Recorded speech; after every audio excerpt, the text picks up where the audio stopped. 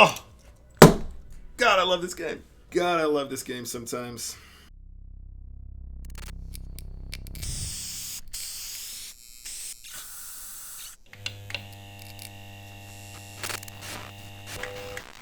Hello everyone and welcome to the official PokerStars channel. My name is Nicholas Walsh. We are live once again and it's Wednesday, which means today we are going to be playing some spinning goes as per usual. Okay, Jack 8's definitely going to be a steal. I think you can use like a 2.5 sizing. I think 2 is probably fine as well.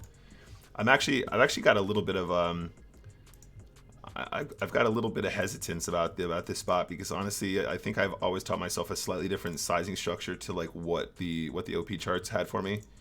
Obviously, never folding top pair.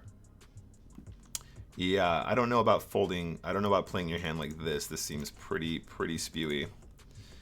I mean, even if you're jamming the best hand there with the 3 deuce, you're just going to be up against the hearts and will basically always have 2 overcards in a flush draw, which means that you're always losing no matter what. Sometimes you'll just win at non-showdown, but it's very rare because if I have any club I call, which means I have 2 overcards and the flush draw, and then other times I'm just calling with any pair and then you're just in trouble. Eventually, I'm just gonna play by myself. Eventually, I'm just gonna sit on stream and just play like training simulators. Like won't even play anybody. Just literally play a GTO bot all day. Absolutely no human interaction whatsoever. This is gonna be tricky, guys. Once we make the 8, it's gonna be hard for us to get away here. So I think we're gonna end up calling down here a lot. I don't know this guy particularly well, so we don't know if he's gonna just blast off in this situation, but our hand is so strong, and I do expect him to bluff here quite aggressively. So if he shoves the turn, I think we still have to call. Doesn't make me feel great, but whatever. Oh.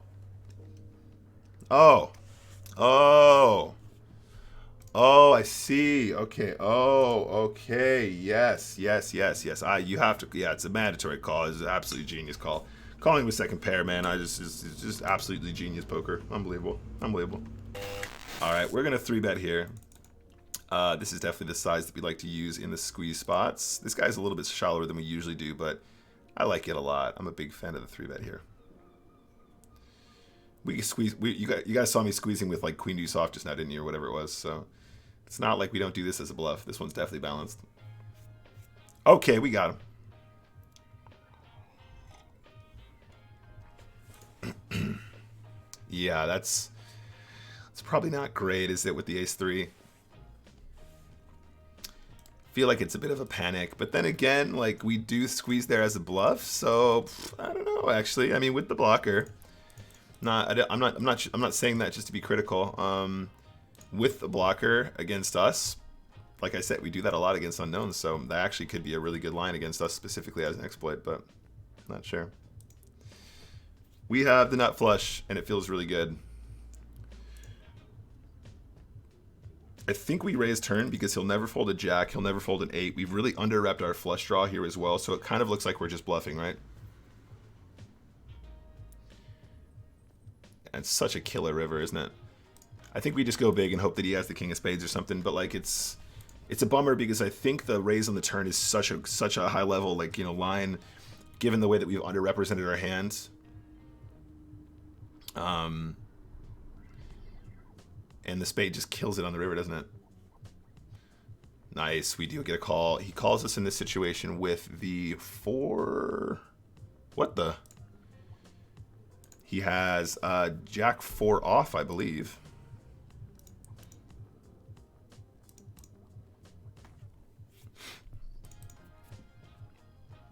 He called us with jack 4 with the 4 of spades, excuse me. I was going to say, it looked a bit weird in the replayer. We can check this one, we can shove this one. We have a straight draw. There's a chance we're supposed to check raise here. On the turn, I think we're probably telegraphing if we lead, so I'm going to give him the opportunity to start betting if he wants. And on the river, I think we just go for 2. Kind of make it look like we're bluffing. He might still have a 6 or a 7 or something like that. It still makes the call. Kind of looks like a desperation river bet, right?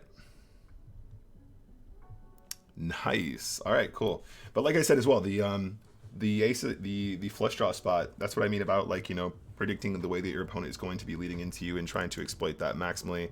When you've got the nut flush, it's easy to win pots. But what I'm saying is that some players might still flat to try and trap, or they might, you know, the mindset might be I'm gonna flat and just hope that he continues barreling on the river. But And people might think, oh, the raise is so obvious, like, you know, we're just going to get too many folds. But when you think about the stuff that he leads there, I think he's just got tons of stuff that you really want him to have. King Queen we can limp, and then we can call a shove. We're about 8 big blinds effective, so it's going to be a mix. If he does that, we just get it in, though. Wish me luck, guys. It's interesting that he decides to go for like half of his stack here. I don't know if that's really a line that I see. He's about 8 big blinds effective, and he puts in like 3, 3.5, or 4. Seems a bit of a weird line, right? I'm not sure. I think the jam is probably more standard, but it's going to be fine. Just creates a lot of weird spots after the fact, I think. We're still going to have a limp here with 7-5 off. Ala Roli is asking, Heineck, I have a question. Why can't solvers solve multi-way spots? I believe that is possible, but for the most part, the solvers that I have heard of but don't really use that can do those situations, it starts to create a lot of additional complexity, which is difficult to sort of manage, wrangle, make use of. What's the word? As soon as you start to add in a third player, the decision tree becomes very, very, very, very, very extra complicated. I think against this player, we just jam Queen 4. This is fine. The tree becomes so much extra complicated that a lot of what you're actually going to sort of derive from it. Come on, get there. Yes. Let's go. A lot of the information that you're going to derive from like a three player tree becomes very, very complex and not necessarily useful, right? Because there are so many assumptions about the way that your opponent plays, which produces the way that we play, right?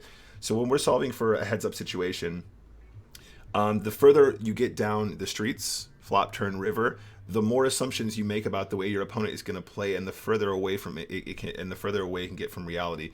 So you might be studying a spot that's like, oh yeah, the computers have run the numbers, but they're doing all kinds of wacky stuff that people just don't usually do in game. And you're going to be like, oh, I'm always supposed to do this in this spot because computer tells me to do it. But your opponent isn't like check raising the turn like 15% of the time, or like check raising the flop 20% of the time, and then like trap checking the turn, or like all kinds of weird stuff like that. So it becomes a little bit too convoluted, and I think it's much better that you sort of holistically learn how to play multi-way until there's a better way for us to solve for the multi-way spots, which actually is a little bit truer to sort of like IRL play, if that makes sense. Gonna sort of do a limp call with King 10 suited, control the pot, play this hand more frequently. And then on this board, we're going to go extremely busto. If they miss the flop c-bet, we're going to bet turn for over half pot. Still get called by ace queen, ace jack, that kind of stuff. If he does this, I'm a little bit concerned, but I think we probably still go broke.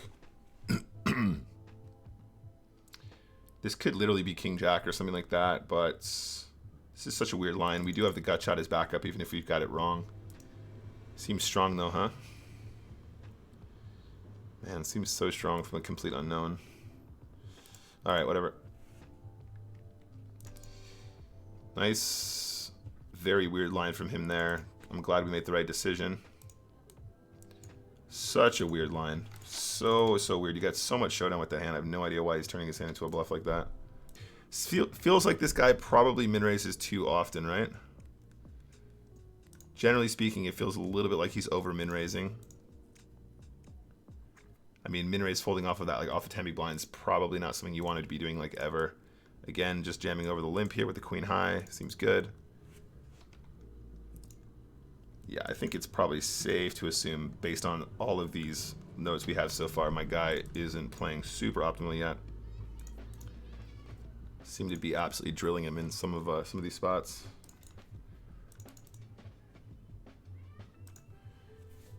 No, thank you. 7-4 suited. Against this guy, we can probably still limp this instead of jamming it. He does seem to be on the more passive side when he's out of position. 7-4 suited, you can just push there, no problem though, and you're going to make chips by default. I just think we want to try and keep him in the danger zone here because he seems to be making enough mistakes from that position. Again, 6-7, probably just a pure jam here usually. But if he's going to let us play from position, let's just do it all day long. If you're not shoving enough from OOP, you're going to allow us to enter the pot very cheap, and we can just keep you in that danger zone box. Trapping with 7s now. Happy to get these all in. Running into 9s, not ideal. That's not what you're going to do, but we're always going to bust with the 7s here anyway, so it's not a mistake. If we raise and he shoves, we're still calling, obviously, 100%. If he jams here, we have to call with a Jack-9, though. He's going to shove too many hands like 8-7, 6-7, 9-10, that kind of thing. So wish me luck. There you go. 8-10 is one of them. Good call. 8-10 off. 8-9 should be a shove. I think even 6-7 might be a shove there. I can't remember the exact stack depth. Again, playing from position. I think we could better. We can check here. Getting check raised really sucks, though. Let's just check the flop, and we'll call a turn bet if we need to. On the turn, he'll bet his diamonds. He'll bet his 5x. He'll bet his 3x. So it's still always a call. It's not the worst river in the world.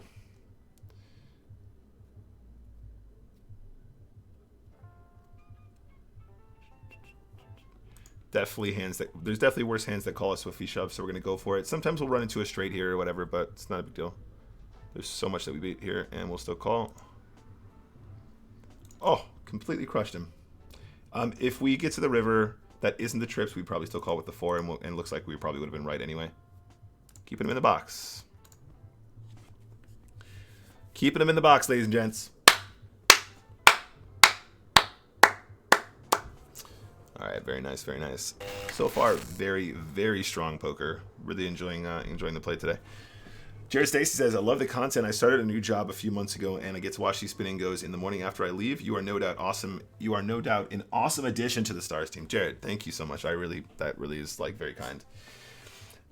a lot of my self-worth, stems from whether or not, I'm making stuff that you guys find valuable. I'm trying my best to make good content for you guys, and when you guys say nice stuff like that, it really means a lot to me. Thank you so much. I've been quite pensive recently because I've been listening to this really cool book from Jay Shetty, and trying to, be more present, be more mindful, and I realized that making stuff that you guys appreciate and enjoy is a big motivator for me. So when you say nice stuff like that, it makes my day, man. Thank you so much. That was ace king versus 10s. That seems fairly reasonable. Do we ever ISO the non-all-in player? We do have such a nice hand, honestly. Yeah, let's just do it. Let's get some dead money going here.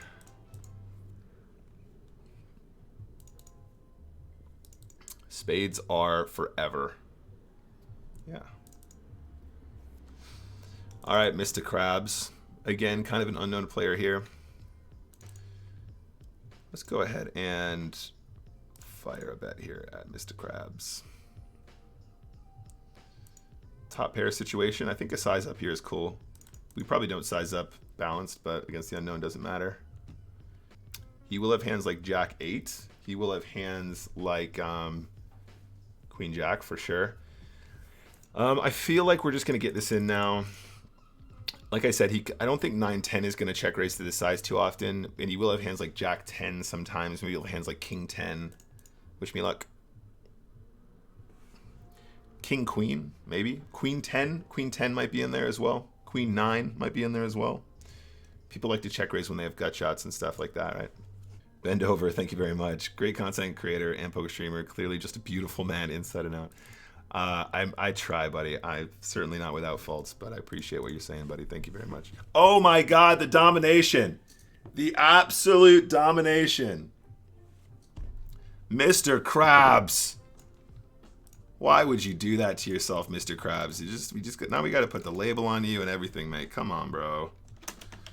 No. Do not open shove, ace 4 off. Heads up, 26 big blinds effective. Don't do that. Don't do that. Don't do that. Don't do that. Don't do it, Mr. Krabs. Don't do it to yourself. All right, GG's. That was an easy one.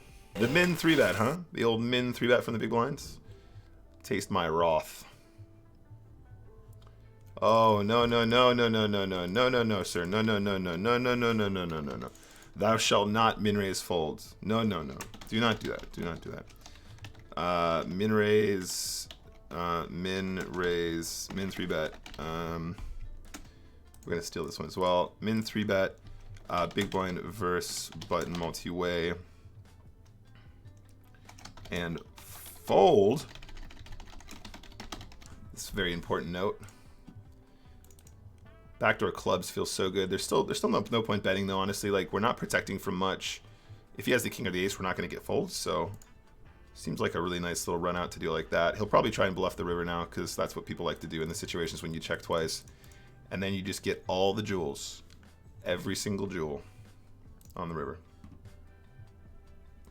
All the jewels, baby. All the jewels. Who is only interested in booze, birds, and poker. Not sure about the BBW extension. Don't tell me you don't have the BBW extension, buddy.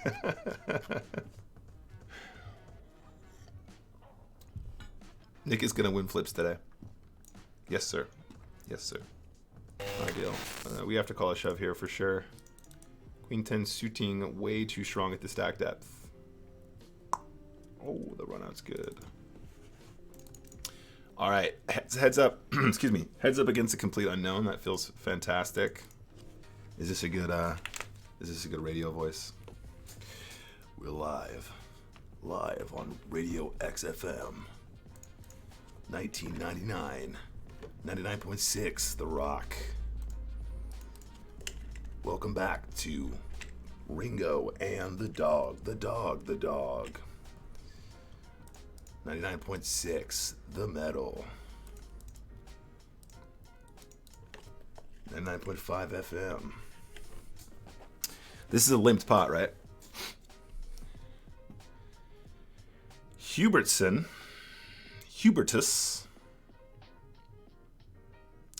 I'm still calling the turn. I get the feeling we're going to end up folding this a lot of the time. The paired board is quite good for us, though, generally. This is a limped pot, and then he's bet the flop and he's bet the turn. If he bets this river, honestly, can we really ever fold here? It feels quite strong, but it is a limped pot. We are quite deep. I don't know. I think I'm still calling, but I don't feel good about it. Yeah. You know, King 3 probably should be a call here. Our opponents will shove Queen Jack, Jack 10, 8 9, that kind of a thing. 6-5 suited definitely is the right shove. All right. Finally a W for us, guys. So we have 4 more $25 to play, and then we'll play some higher stakes to finish, guys. Hello, 125. That's what I'm talking about. We definitely need one of these. Evil is evil, strike a ball. Greater, lesser, middling. That sounds like The Witcher. All right, do we just bet the flop? I think we probably do. We get action from all the other pairs. I think it might be unusual for him to raise a hand like Jack 7 or Jack 4 here. I don't think it's completely ridiculous, but a lot of players with 2 pair will just flat, so I think we just call. If he has top pair, he might raise like this, so we're going to have the best kicker, obviously, a lot of the time. So generally speaking, I think if he does have 2 pair or something like that, we're going to go broke here a lot of the time, just because I'm kind of capping his range somewhat on the flop. You know, 2 pair, greater, lesser, middling. Okay. On the river, the thing is, on the river, if we check and he bets again, we don't know if he's the guy that's super confident with top pair, like he has Jack 10 and he's like, oh, I have the nuts, so I must be valid. So it's difficult, because if you're playing a reg, he probably always checks a Jack on this river. But like I said, if he's the kind of guy that raises a Jack on the flop, then there's a good chance we're still winning, so we have to call. Or he just has, you know, queen high. Seems like a good spot, guys. I don't know what you guys think. I thought it was kind of cool. It's a beautiful day here in Brighton. The sun is shining. It's stunning outside. I'm here locked inside. We have a flush draw. It's a really, really nice one. It's a really, really pretty flush draw. Spade. Oh my God. Do we ever lose this pot? In a min-raise pot at this stack depth, he should have so much of this board. We should actually always win this pot. The thing is, he's so prone to like actually bluffing. I think he would probably try and rep an ace even if he didn't. So we're going to flat the turn. And we're going to snap check the river. And we're always going to win when he shoves on the river. Here it comes. Here it comes. Here it comes. Here it comes. Here it comes. Snap check. Snap call. All right. That was a nice little game for us there, guys.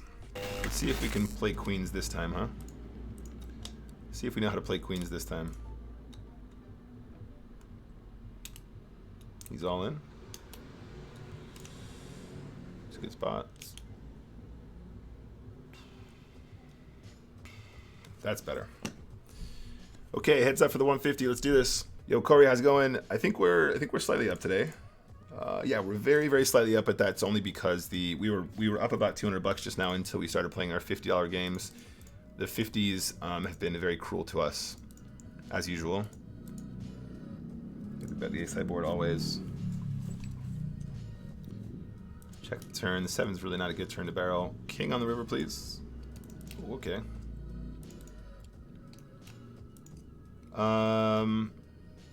Yeah, sure. We can represent this now. That's fine. Sure, we're blocking diamonds. It's all good.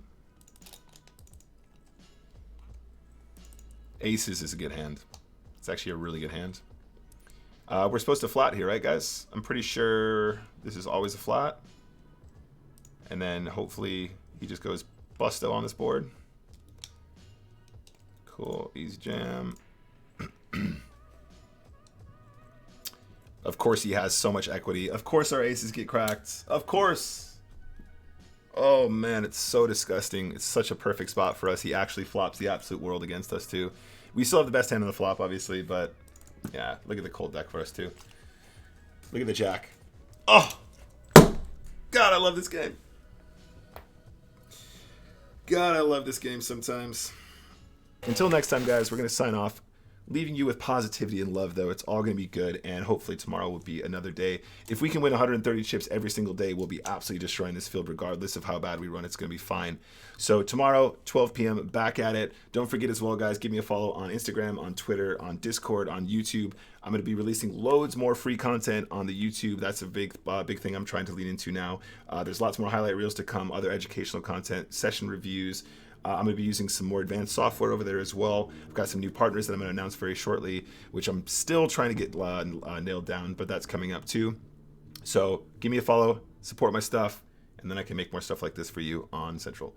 Love you guys very much. I'm signing off for now. Enjoy the rest of your day. I'll see you guys tomorrow for midday back here, twitch.tv/PokerStars. Ciao.